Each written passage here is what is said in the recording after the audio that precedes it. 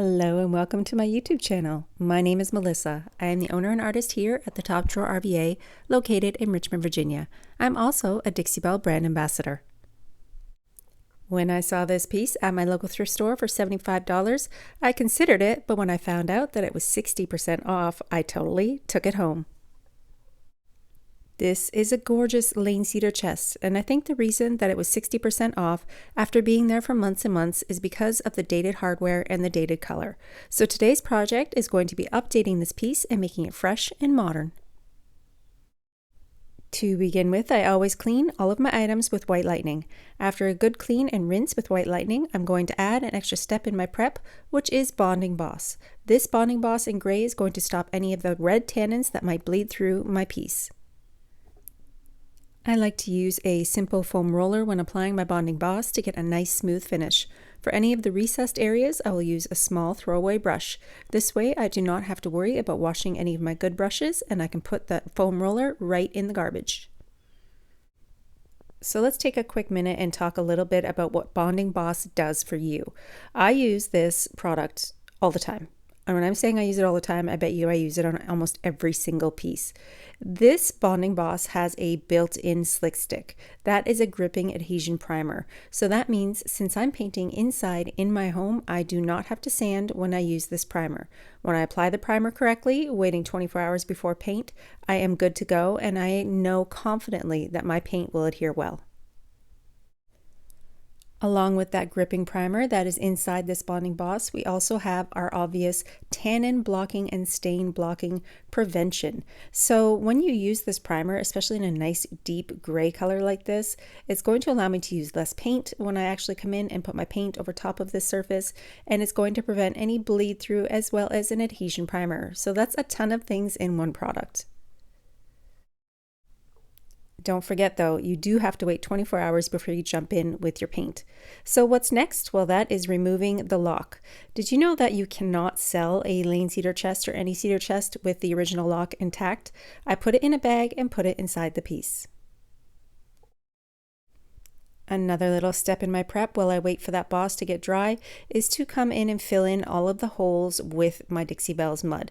This is going to allow me to either not add any hardware at all or add new hardware. But in the end, I decided to not add any at all. We are going to base the entire project around that beautiful wedding lace transfer. So I'm going to choose one of the neutral colors of gray from the Dixie Belle Chalk Mineral Paint line and apply it to this piece. To be honest, it kind of shocked me because it's the same color as the primer, so I was a little bored with it. But I know that since I want this chest to be classic and beautiful, using two beautiful coats of this Manatee gray will allow me to apply the transfer over top and get it look up to date. And you can see now that I'm painting over where the original hardware was located on the bottom drawer. Don't worry, you can just pull it from the base, which is that little scalloped edge, and it opens up super duper easy. So I painted the entire base of this piece in 2 even coats of the gorgeous Manatee gray. Super neutral, super classy, and very in fashion. I think that pieces that are painted in a nice neutral color like this will sell fairly quickly. While we wait for the base to dry, let's work on the top of this piece.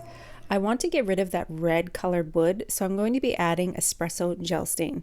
This is a really pretty, deep, dark, rich brown, and it goes on over top of existing finishes, so I don't have to sand my piece down to raw wood.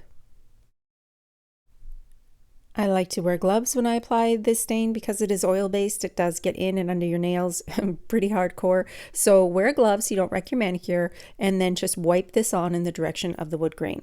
I start with the little lip of this piece since you can see it when the lid is closed, wiping this on over top of the existing red stain. Remember, I told you this is an oil-based product, so it might take a little bit longer than you're used to for it to dry, depending on how heavy-handed you are. I like to wipe this on with the applicator pad, and I do go kind of thick. For this piece, I only added 1 coat of the beautiful gel stain, but you can add as many coats as you like, building up that coverage to hide the original color underneath. I feel like this product is a super simple product to use. Because you're wiping it on and you're covering that original color, you get to control the amount that you're putting down and how dark you want this to be. So I kind of lay down my stain first and then go back over in a smoothing motion, overlapping my strokes so that there's no marks visible, and it looks really, really great. I do seal my gel stain with Gator Hide or Satin Clear Coat, but you don't have to seal it at all if you do not want to. So I usually seal the top of my pieces with a clear coat of some sort, whether it be Gator Hide or Satin Clear Coat. It's quite easy to apply and you don't have to worry about how to apply it, because if you use your blue sponge and you just wipe it on in the direction of the wood grain, you are good to go. So let's get the top coat on and we will add our transfer. I will be using Gator Hide and my blue sponge to apply onto the top of this piece today. Handy dandy tip of the day is to dampen your sponge a little bit before you begin. Not soaking wet, just a little spray with your misting bottle filled with water.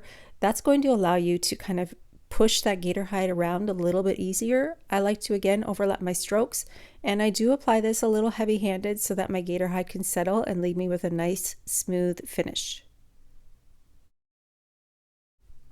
It's up to you if you want to add more than one coat of Gator Hide. For this project, I only added one even coat of Gator Hide, but you can sand in between coats and get a super glassy, smooth finish as well. Okay, so for those of you that have never used a transfer before, they're actually quite simple. All you need to do is peel off the backing and you're left with the piece that has the image on it. You put the sticky side down onto your project and then you use the small enclosed burnishing tool to push that image off and onto your work. For this project, I wanted to add a transfer to the inset panels on the front of this chest, minus the part where you see that little shell on the middle panel. I applied this transfer and lined it up so that it becomes one large image. You can seal your transfers after you put them down with wax or clear coat. For this project, I sealed the entire base with a satin clear coat to lock in those transfers and protect them from any fingerprints that might happen.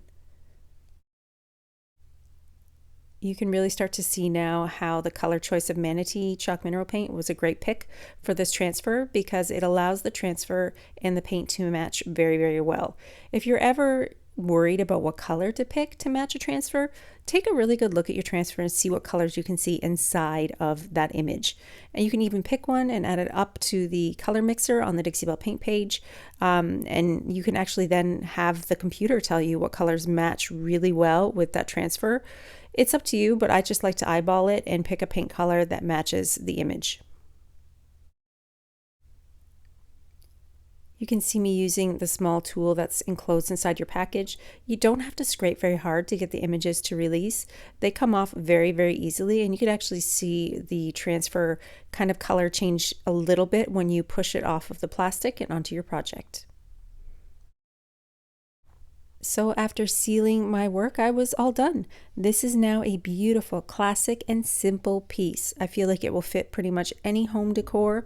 Removing the hardware really updated the look, and changing that red wood color to that beautiful espresso was a total win for me. This cedar chest that has its beautiful Queen Anne style legs is now ready for a whole new look. I think it would work well under a TV, at the end of the bed, or even in a hallway. Thanks for watching. I'll see you again next time.